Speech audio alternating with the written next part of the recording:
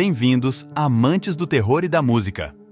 Hoje, vamos explorar as fascinantes histórias por trás de músicas famosas, que tiveram suas inspirações em acontecimentos reais e aterrorizantes. Portanto, separe sua pipoca, coloque seus fones de ouvidos e embarque nessa viagem, que para muitos não terá volta. Nunca mais vocês ouvirão estas músicas da mesma forma. Vamos apresentar as músicas como se fossem as faixas de um LP de vinil, os Sons dos Pesadelos. Porta dos Pesadelos apresenta Teorias do Terror, 18 músicas com histórias apavorantes. E lá vamos nós. Faixa 01, Polly, Nirvana. A história por trás da música Polly do Nirvana, lançada em 1991 como parte do icônico álbum Nevermind, é no mínimo aterrorizante. O Nirvana já havia conquistado o mundo com o estrondoso sucesso de Smells Like Teen Spirit, mas a sexta faixa do álbum, Polly, apresenta um som surpreendentemente diferente. Em vez da explosão de acordes de potência, a faixa é dominada por uma única guitarra acústica e um suave som de prato, proporcionando uma experiência musical única. Mas o que torna Polly tão especial vai além da sua sonoridade. Kurt Cobain, o genial compositor por trás da música, encontrou inspiração em um evento chocante ocorrido em sua terra natal, Washington, em 1987. A história real envolve Gerald Arthur Friend, um homem que, ao observar adolescentes saindo de um show em Tacoma, cometeu um sequestro brutal. As letras criptografadas de Cobain, inicialmente confusas, ganham sentido quando conhecemos os detalhes do crime hediondo. Gerald, usando táticas assustadoras, sequestrou, torturou e cegou uma jovem, dando vida à narrativa de Polly. A coragem da vítima ao escapar, como imortalizado na linha "Ela me pegou desprevenido, me espanta a vontade do instinto", é arrepiante.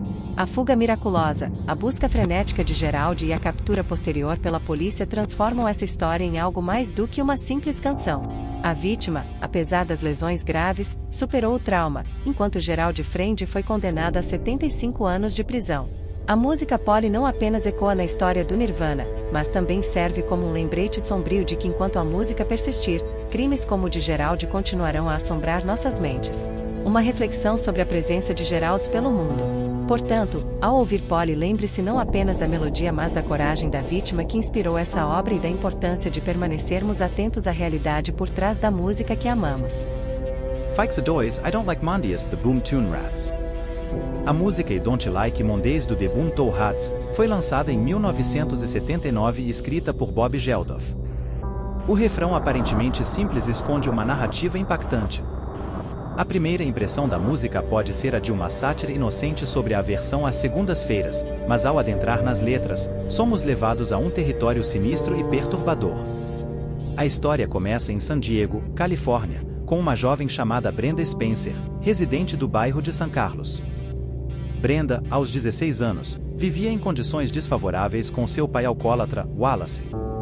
Inteligente, mas desinteressada na escola, Brenda foi transferida para uma instituição para alunos problemáticos, onde especialistas detectaram uma lesão cerebral resultante de um acidente de bicicleta na infância. A vida de Brenda era marcada por desafios, e sua personalidade parecia ser uma mistura de desconfiança obsessiva de autoridades e um crescente interesse por armas de fogo, herdado de seu pai. Seus atos perturbadores, incluindo caçar pássaros e atirar nas janelas da escola, indicavam um caminho sombrio. A tragédia atingiu seu ápice em 29 de janeiro de 1979, quando Brenda, armada com uma espingarda semiautomática, atirou em crianças da escola primária Grover Cleveland. O diretor, Barton Hagg, e o zelador, Mike Zucker, perderam a vida, enquanto várias crianças foram feridas. O impasse tenso entre Brenda e a polícia foi interrompido quando um repórter, por coincidência, ligou para a casa dos Spencer durante o evento. Brenda admitiu os tiros, justificando-os com as palavras chocantes: "Eu não gosto de segundas-feiras." Isso animou o dia. Brenda foi condenada a 25 anos de prisão perpétua no California Institution for Women, mas seu histórico de automutilação a manteve sob custódia. Com a próxima audiência de liberdade condicional em setembro de 2021, a sombria possibilidade de Brenda Spencer voltar às ruas de San Diego permanece. Ao ouvir I Don't Like Mondays, lembre-se não apenas da melodia, mas da tragédia por trás da música. Inscreva-se para mais histórias impactantes e compartilhe seus pensamentos nos comentários, e que suas segundas-feiras sejam mais leves do que a de Brenda Spencer. Fixa 03, Timothy, The Buoys. Uma das músicas mais perturbadoras e controversas da história da música pop é Timothy dos The Buoys, lançada em fevereiro de 1970. Tudo começou quando o cantor e compositor Rupert Holmes descobriu os Buoys e fechou um acordo arriscado com a Scepter Records. Holmes, confiante em suas habilidades de promoção, prometeu que a banda seria um sucesso sem gastar um centavo em marketing. A ideia?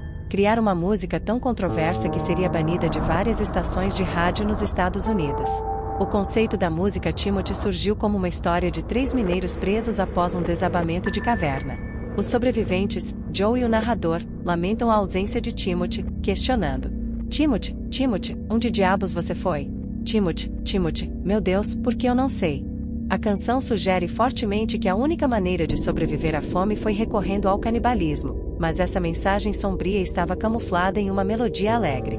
Quando lançada, a falta de promoção inicial fez com que passasse despercebida, mas ouvintes curiosos descobriram o verdadeiro significado da música. A controvérsia começou a crescer à medida que as rádios se recusavam a tocar Timothy, alegando que suas letras assustadoras eram inaceitáveis. No entanto, a estratégia de Rupert e da banda de criar um bus proibindo a música estava funcionando. O público jovem começou a exigir a canção, e estações concorrentes aproveitaram a oportunidade para atrair ouvintes.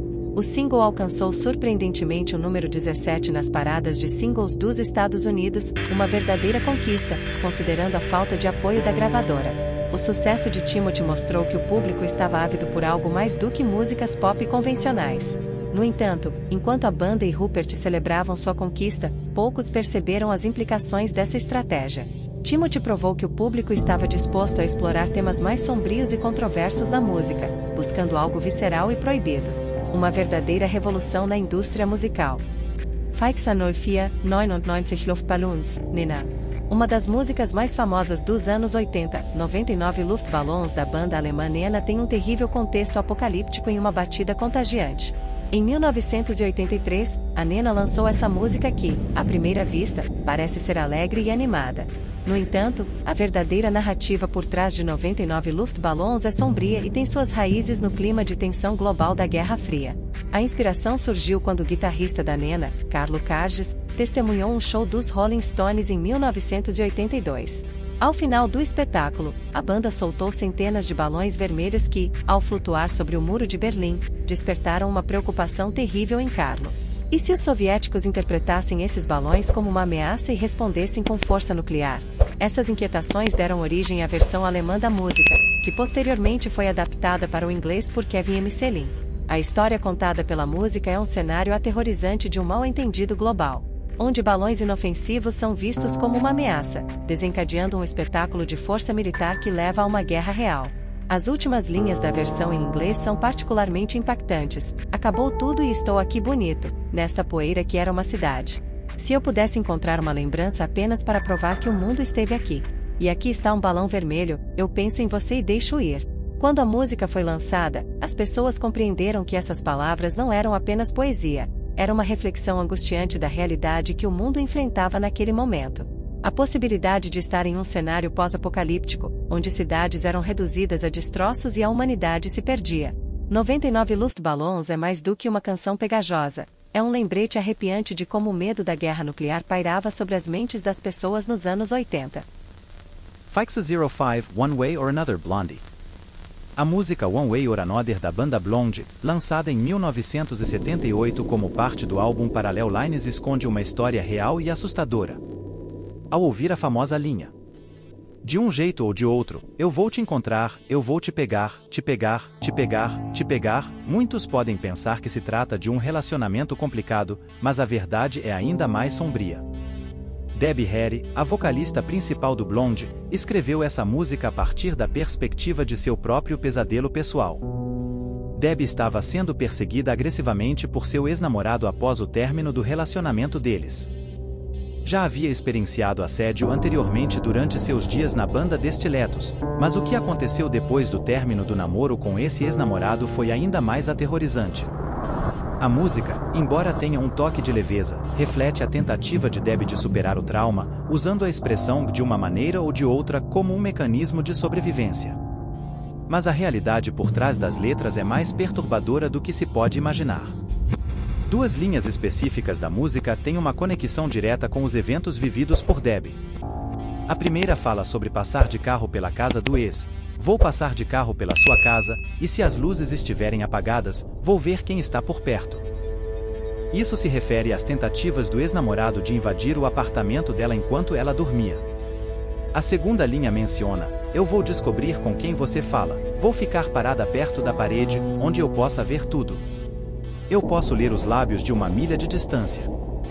Essa frase teria sido retirada de uma carta assustadora em que o ex-namorado afirmava ser um mestre em leitura labial e conhecer todos os movimentos dela. A perseguição se intensificou a ponto de forçar Debbie a abandonar sua casa e se mudar para o East Village de Manhattan, buscando anonimato para escapar das tentativas de invasão domiciliar.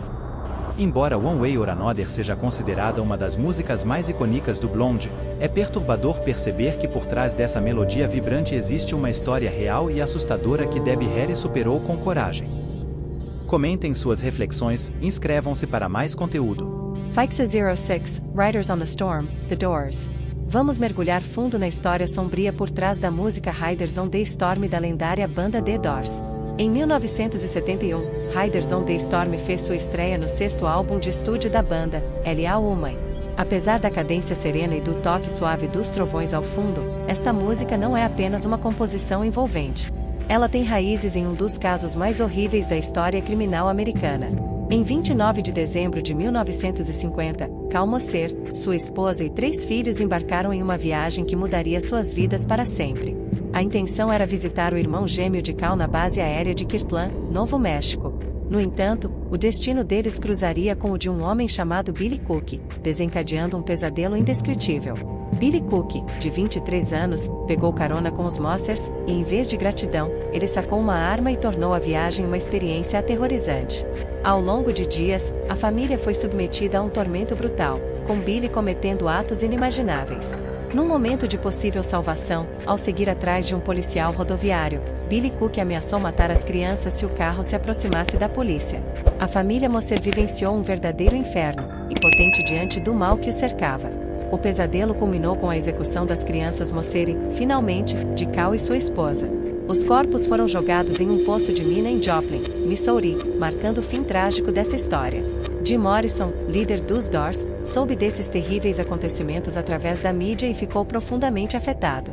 Em homenagem a Billy Cook, o personagem principal de seu curta-metragem, HWY, foi nomeado Billy. Riders on the Storm tornou-se uma expressão da angústia e desespero que Morrison sentia sobre a maldade humana. Infelizmente, essa música foi a última gravação de Morrison, que faleceu em 1971, antes de ter a chance de criar mais obras-primas. Toda a tragédia inspirou uma das músicas mais impactantes da história, mantendo viva a memória das vítimas e alertando-nos sobre as sombras que podem se esconder na humanidade. Espero que tenham apreciado essa viagem pela história por trás de Riders on the Storm.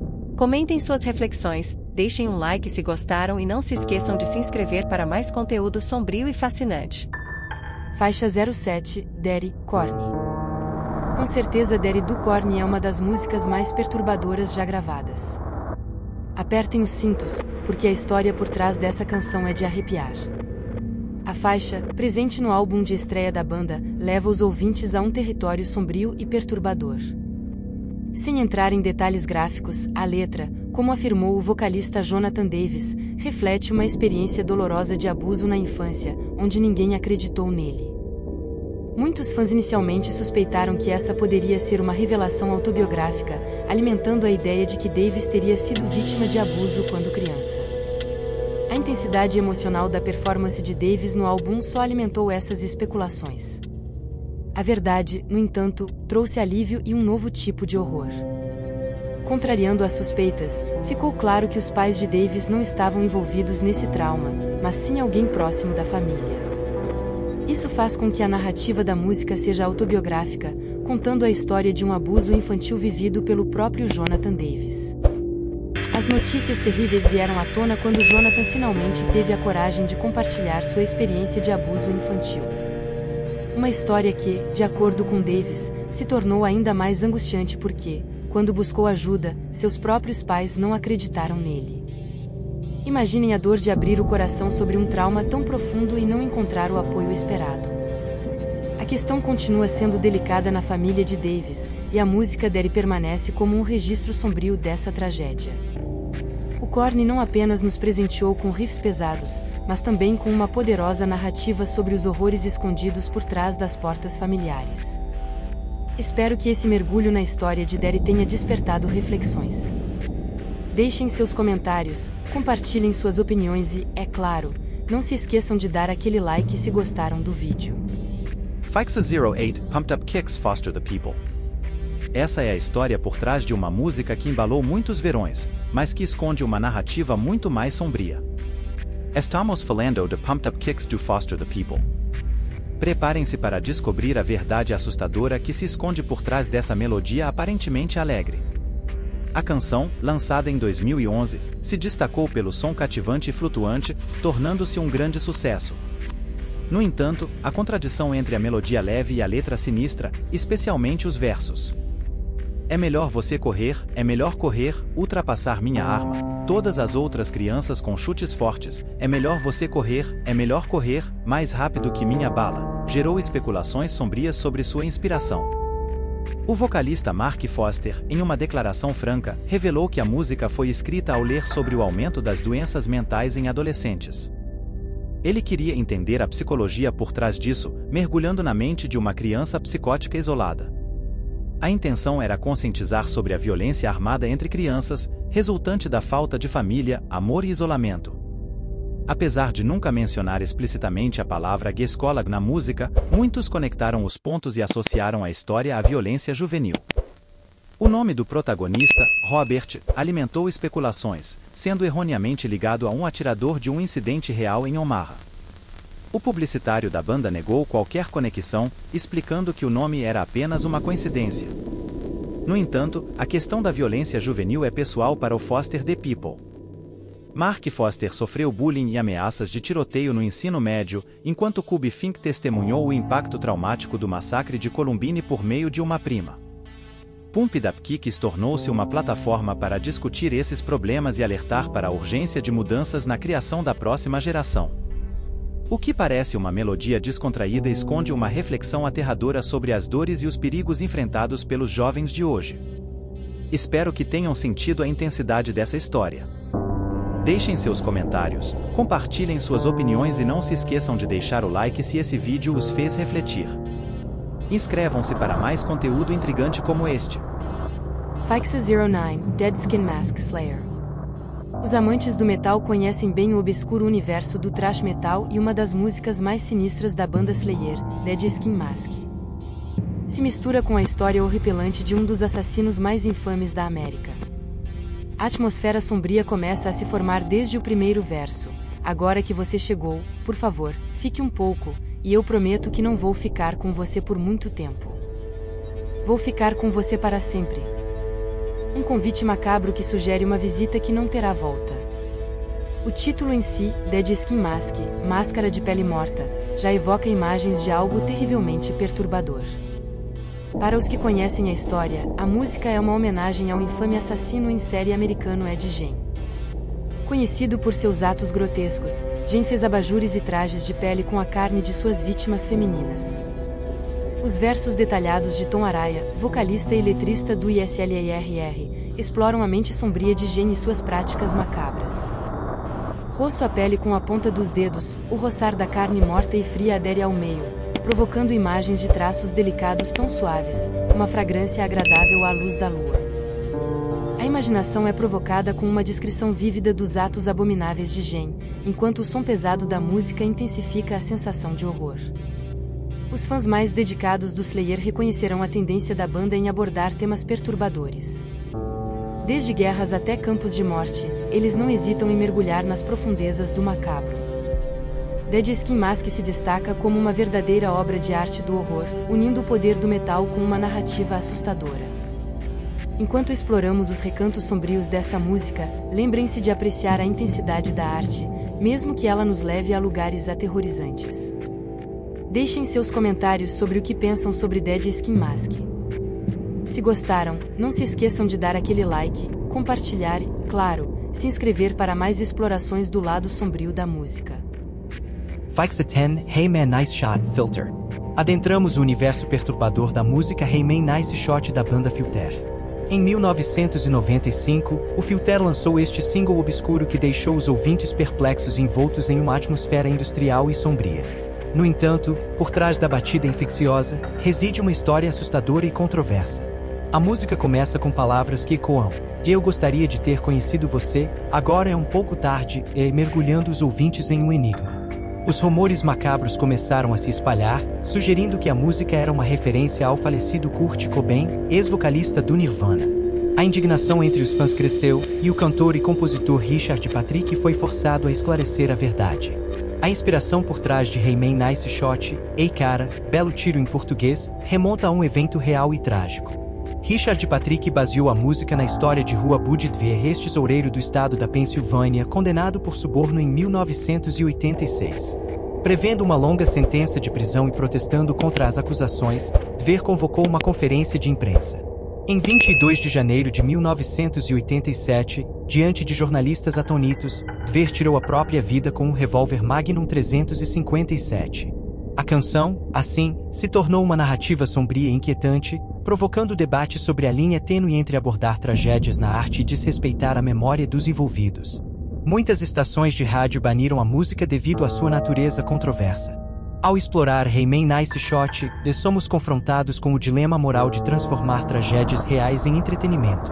Este é um lembrete sombrio de que o horror muitas vezes se manifesta nas formas mais inesperadas. Se você apreciou este mergulho no macabro, não se esqueça de deixar seu like, compartilhar e se inscrever para mais conteúdo aterrorizante. Comente abaixo suas reflexões sobre essa música sinistra. Faixa 11, Zombie The Cranberries.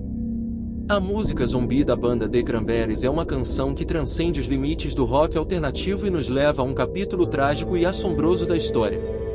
Nascida em 1989, na cidade irlandesa de Limerick, a banda The Cranberries conquistou renome internacional com o álbum Everybody Else Do It, So Why Can't You, de 1993.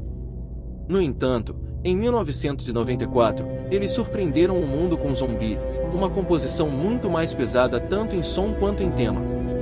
A música começa com riffs distorcidos e melodia melancólica, estabelecendo um tom sombrio desde os primeiros segundos. A vocalista Dolores O'Riordan, com sua voz única, canta sobre violência e desespero, referindo-se a cabeças baixas e uma criança sendo levada. A letra evoca imagens de um cortejo fúnebre, criando uma atmosfera de temor à medida que se desenrola. Ao chegar à ponte da música, a mensagem se torna ainda mais sinistra. Dolores canta sobre lutadores com tanques, bombas e armas em suas cabeças, deixando claro que a violência é o cerne da narrativa. A pergunta incisiva é lançada no refrão: o que há em sua cabeça? Seguida pela acusação de zumbis, zumbis, zumbis. No entanto, a verdadeira história por trás dessa composição sombria remonta a um evento real que abalou a cidade de Warrington, em 20 de março de 1993. Nesse dia fatídico, uma chamada para a instituição de caridade de saúde mental de Samaritas alertou sobre uma bomba em Liverpool, levando a uma evacuação precipitada. O IRA provisional, responsável pelo atentado, havia enviado um aviso, mas intencionalmente omitiu a localização correta da bomba. O resultado foi devastador, com 2 explosões ocorrendo em rápida sucessão em Warrington, causando danos significativos e tirando a vida de 2 crianças inocentes, Jonathan Ball e Tim Perry. A inspiração para Zombie surgiu quando Dolores O'Riordan, impactada pelo atentado, sentiu a necessidade de expressar sua indignação e tristeza. A música se tornou uma denúncia apaixonada da violência política e um lembrete de que as vítimas frequentemente incluem pessoas inocentes, como as crianças que perderam a vida naquele trágico dia. Mesmo diante de ofertas milionárias para abandonar a música em favor de algo mais alegre, a banda escolheu permanecer fiel à sua visão e transmitir uma mensagem mais profunda. Zombie se tornou um testemunho musical da resistência contra a violência e uma crítica à indiferença diante de tragédias. Dolores O'Riordan, uma alma sensível e opinativa, enfrentou críticas e desafiou as expectativas para criar uma obra que transcendeu fronteiras musicais e políticas. Seu legado perdura, apesar de sua partida em 2018, relembrando-nos da capacidade única da música de imortalizar as histórias mais sombrias da humanidade. Se este mergulho no passado e na história por trás de Zombie ressoou com você, não se esqueça de deixar seu like, compartilhar e se inscrever para mais conteúdo fascinante. Comente abaixo suas reflexões sobre essa poderosa narrativa musical. Faixa 12, Never Learn Not to Love, Beach Boys. A música Never Learn Not to Love dos Beach Boys se desenrola na turbulenta época do final dos anos 60, onde o rock estava prestes a dar uma guinada para o sombrio e desconhecido. Os Beach Boys, originários de Hawthorne, Califórnia, ganharam fama por suas harmonias vocais cativantes e temas adolescentes. No entanto, após o ápice de Pet Sounds em 1966, o álbum em 2020 de 1969 não conseguiu replicar o sucesso. Uma exceção intrigante surge na quarta música do segundo lado, de Never Learn Not to Love, uma faixa que carrega consigo uma história de horror. A trama sombria começa quando Dennis Wilson, membro dos Beach Boys, dá carona a duas jovens que se revelam membros de uma comunidade hippie liderada por ninguém menos que Charles Manson. Dennis, encantado com os elogios das garotas, convida Manson para conhecê-lo. Manson, ex-presidiário e líder de culto, estava convencido de que sua música, Se Asito Existe, poderia unir os irmãos Wilson, mas as coisas tomaram um rumo sombrio. A banda decidiu gravar a música, alterando tanto a melodia quanto as letras originais de Manson. O não crédito a Manson gerou desavenças e acusações de roubo. O engenheiro de som dos Beach Boys, Stephen Despair, sugere que a falta de crédito foi um ato de vingança devido a disputas financeiras e acusações de Manson. Manson, furioso ao descobrir que seu trabalho foi plagiado, rumores sugerem que deixou uma bala não disparada na casa dos Wilson como uma sinistra mensagem de descontentamento. Essa relação entre Manson e os Beach Boys tornou-se uma fonte constante de constrangimento para os irmãos Wilson, especialmente quando Manson, mais tarde, se envolveu nos notórios assassinatos Tate LaBianca. A lenda dos Beach Boys e Manson tornou-se um yin e yang dos anos 60, simbolizando a transformação de uma era de paz e amor para uma de violência sem sentido. Never Learn Not to Love permanece como um sombrio lembrete dessa conexão, uma trágica canção que ecoa uma época tumultuada e uma associação que os Beach Boys gostariam de esquecer. Se você gostou desta exploração musical assustadora, não se esqueça de deixar seu like, compartilhar e se inscrever para mais conteúdos tenebrosos. Deixe seus pensamentos nos comentários. Faixa 13, Nebraska, é Bruce Springsteen. Vamos mergulhar na obscura narrativa que inspirou o álbum solo de Bruce Springsteen, Nebraska, lançado em 1982. A música deste álbum, austera e sombria, cria um cenário tenso que nos leva diretamente ao coração de uma América do século XX, onde vidas de assassinos, criminosos e almas abandonadas se entrelaçam em uma sinfonia perturbadora de guitarra e melodias de gaita. A peça central desta trama musical é a história de Charles Starkweather, um nome infame que, junto com sua namorada adolescente, Carol Enfugati, desencadeou um pesadelo em Nebraska entre dezembro de 1957 e janeiro de 1958. Nascido em 24 de novembro de 1938, em Lincoln, Nebraska, Charles Starkweather cresceu em meio à pobreza. Seu pai, um carpinteiro lutador, sofria de artrite reumatoide, enquanto sua mãe sustentava a família como garçonete.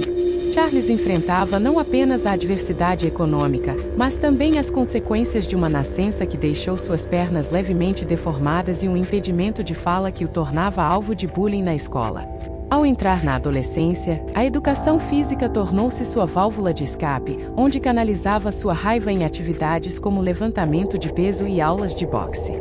No entanto, por trás da personalidade gentil, havia um lado sombrio que emergia ao confrontar aqueles que considerava inferiores.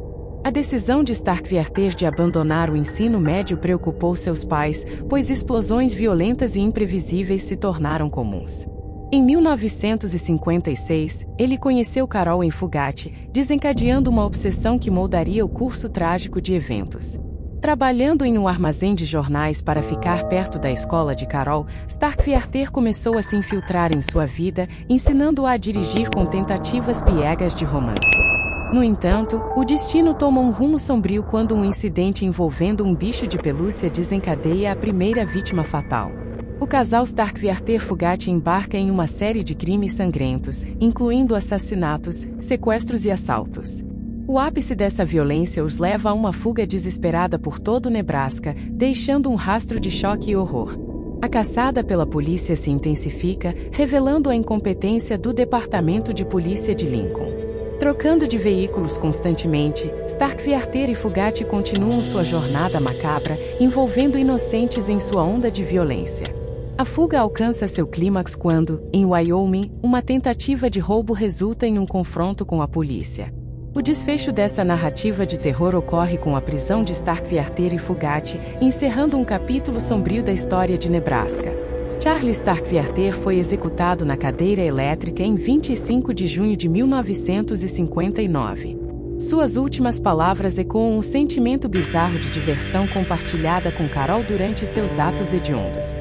Assim, as músicas de Bruce Springsteen em Nebraska imortalizam essa história trágica, explorando as camadas mais obscuras da psique humana. Se você apreciou essa exploração, não se esqueça de deixar seu like, compartilhar e se inscrever para mais viagens às profundezas das histórias por trás das músicas. Comentem abaixo sobre qual história obscura você gostaria de desvendar no próximo vídeo. Faixa 14, Waterfalls, TLC. O lado assustador que muitos ouvintes podem ter ignorado na icônica Waterfalls do TLC, lançada em 1994 no álbum A Crazy Sexy Cool. Enquanto muitos celebraram essa música como um clássico relaxante dos anos 90, a verdade por trás das letras revela uma narrativa profundamente sombria que passou despercebida para a maioria. A música começa descrevendo uma mãe solitária olhando pela janela, encarando um sol inalcançável. Ela apoia seu filho, mas este, envolvido na criminalidade, acaba encontrando frio na sarjeta. A mensagem perturbadora sugere um ciclo de violência e desespero. O segundo verso nos leva a um jovem casal, onde a garota ama de uma forma que seu corpo não pode suportar. A reviravolta assustadora revela que o rapaz, ao olhar no espelho, não reconhece seu próprio rosto, com sua saúde se esgotando por 3 letras, HIV. Essa revelação não é apenas uma metáfora.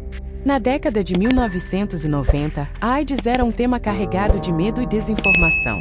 Waterfalls ousadamente aborda o impacto devastador dessa doença, destacando as duras realidades enfrentadas por comunidades afro-americanas nas áreas urbanas. A escolha do TLC de trazer à tona o tabu do HIV/AIDS em uma música de R&B comercial foi revolucionária e aterrorizante. Muitos ouvintes preferiram focar na música envolvente, evitando a confrontação com a terrível perspectiva da pandemia e suas ramificações sociais. Portanto, ao ouvir Waterfalls novamente, mergulhe mais fundo na melodia e, desta vez, preste atenção às palavras. Você descobrirá uma história assustadora e sombria que ecoa os medos e desafios de uma era tumultuada. Se você gostou dessa análise, deixe seu like, compartilhe e assine o canal para mais viagens ao lado sombrio da música. Faixa 15, Regelouse, Gin Blossoms. Uma das músicas mais icônicas dos anos 90 foi Regelouse dos Gin Blossoms. Enquanto muitos de nós conhecemos e amamos a canção, poucos sabem da tragédia que se desenrolou nos bastidores. Tudo começou quando a banda lançou seu primeiro single de sucesso, Regelouse. A música, impulsionada pelo desejo do guitarrista Doug Hopkins de reconquistar sua ex-namorada Kate, tornou-se um sucesso estrondoso e alavancou o álbum New Miserable Experience. No entanto, o sucesso não foi suficiente para salvar Doug Hopkins de seus demônios. Seu alcoolismo problemático afetava sua vida pessoal e profissional. Quando a gravadora prometeu ajudá-lo a superar o vício após assinarem contrato com a IM, a situação piorou. Doug resistiu à reabilitação, vendo-a como uma tentativa de controlar a criatividade da banda. A banda, diante de um dilema, teve que tomar uma decisão difícil: demitir Hopkins ou ser dispensada pela gravadora. Optaram por demiti-lo, mas a vida de Doug só piorou a partir daí. Ele vendeu metade dos direitos autorais das músicas que havia escrito por uma quantia irrisória, enfrentando dificuldades financeiras. Ao receber o certificado de disco de ouro por Regelouse, os membros restantes da banda enviaram a Doug como um gesto de reconhecimento. No entanto, a situação o levou a um estado cada vez mais depressivo. O ponto de virada veio quando Doug quebrou o próprio disco de ouro e, preocupados com seu estado, seus amigos o convenceram a procurar ajuda. No entanto, Doug comprou uma pistola calibre 38 no dia seguinte, indicando um caminho sombrio à frente. Em 5 de dezembro de 1999, Doug Hopkins tirou a própria vida. Sua história é um trágico lembrete dos estragos causados pelo alcoolismo, sucesso repentino e a difícil batalha contra os demônios internos. Regelou-se, uma canção que deveria ter trazido luz à vida de Doug, acabou sendo, de certa forma, sua sentença de morte. Fica o alerta sobre os desafios enfrentados pelos artistas nos bastidores e como o sucesso nem sempre traz felicidade. Fikes a 16 The Way Fastball. Em 1998, a Festebol lançou esse single, que se tornou um sucesso nas paradas da Billboard e marcou a 94ª posição na lista das 100 maiores músicas dos anos 90 da VH1. No entanto, a inspiração por trás da música é mais perturbadora do que imaginamos. A história começa com Raymond e Laila Howard, um casal idoso que, em 1997, decidiu fazer sua tradicional viagem anual de Salado, Texas, para um festival de música em Temple. No entanto, Raymond havia sofrido um derrame e Laila estava nos estágios iniciais da doença de Alzheimer. Seu filho, Howie, preocupado, ofereceu-se para ser o motorista, mas eles preferiram manter sua independência. No dia do retorno, Howie não recebeu a ligação prometida de sua mãe. Preocupado, ele entrou em contato com as autoridades. Os Howards haviam desaparecido. Relatos sugeriam que eles foram vistos fora do curso, a mais de 500 milhas de casa. A busca intensiva revelou pistas intrigantes em sua casa, indicando um estado mental deteriorante. Infelizmente, quase 2 semanas após o relato de pessoas desaparecidas, um grupo de trilheiros descobriu um carro no fundo de um penhasco em Hot Springs, Arkansas. Raymond estava dentro do carro, enquanto Laila havia se afastado alguns metros. O mistério permanece: foi um acidente ou uma escolha deliberada? A história ganhou grande atenção da mídia, e o cantor da Festebol, Tony Scalzo, se deparou com ela. The Way tornou-se uma espécie de memorial para os Howards, imortalizando sua história. Scalzo escolheu ver o ato final do casal como um último momento romântico, uma fuga de suas condições. A música se tornou uma homenagem, transformando uma tragédia em uma lembrança positiva. Então, pessoal, da próxima vez que ouvirem o The Way da Festebol, lembrem-se da jornada trágica que inspirou essa melodia otimista, Mapa Coração Partido. Fikes a 17 I Wish It Would Rain Temptations.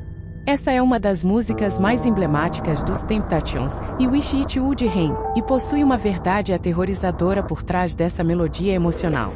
Os Temptations, pioneiros da soul, têm uma carreira que atravessa décadas, e suas músicas continuam a ecoar nos corações dos fãs em todo o mundo. Mas uma canção específica, lançada em 1969, vai além da superfície musical. E Wish It Would Rain é uma expressão crua da dor de um homem pela perda de sua esposa. O vocalista principal, David Ruffin, entrega uma interpretação emocional que ressoa profundamente. No entanto, o compositor por trás dessa obra-prima, Roger Benzabeni, teve sua própria trágica história. Benzabeni, um talentoso compositor da Motown Records, encontrou inspiração em sua própria vida, usando o amor por sua esposa como musa. E ele escreve canções românticas, incluindo You're My Everything. No entanto, o destino lhe pregou uma peça cruel quando descobriu que sua esposa o traía com um antigo amor. Desolado, incapaz de compor músicas alegres, Benzabeni canalizou sua dor na composição de Wish It Would Rain. A música reflete a tristeza profunda que ele sentia, e a Motown decidiu lançá-la, mesmo diante do delicado estado emocional do compositor. O lançamento da música foi aclamado pela crítica, mas Benzabeni não conseguiu superar sua própria tristeza. No ano novo de 1967, aos 23 anos, ele tirou a própria vida. E Wish It Would Rain é uma obra-prima carregada de emoção, mas também é um lembrete trágico do sofrimento de seu criador.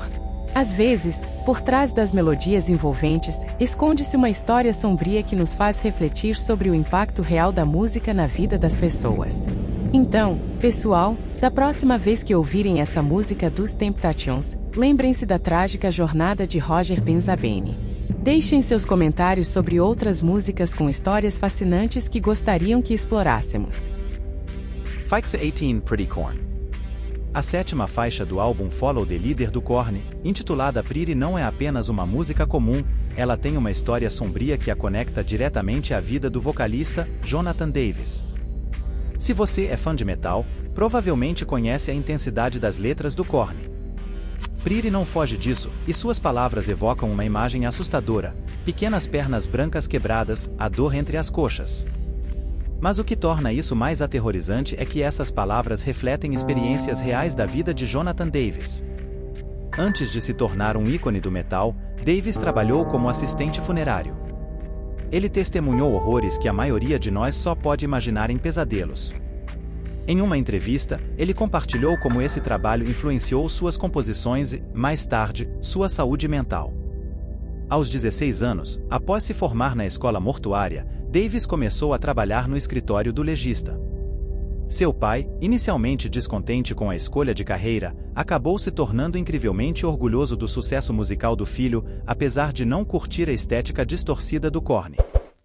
No entanto, o preço dessa carreira não foi apenas emocional. Davis desenvolveu transtorno de estresse pós-traumático. Ele comparou sua experiência à dos veteranos da Guerra do Vietnã, revelando que ver corpos brutalmente mortos traumatizou seu cérebro. Davis admitiu ter cortado muitos amigos e testemunhado crimes hediondos. Ele descreveu a pior experiência como a visão de um bebê de 10 meses que foi abusado até a morte pelo próprio pai. Suas pernas quebradas e costas destruídas assombram os pesadelos de Davis até hoje. Ao ser questionado sobre a inspiração para Pretty, Davis compartilhou que foi uma menininha de 11 meses, semelhante à experiência do bebê, que o influenciou. A brutalidade dessa tragédia é algo que ele carrega consigo, e a música é sua maneira de expressar a escuridão que testemunhou. O trabalho de Davis não é apenas metal, é um reflexo perturbador da vida real.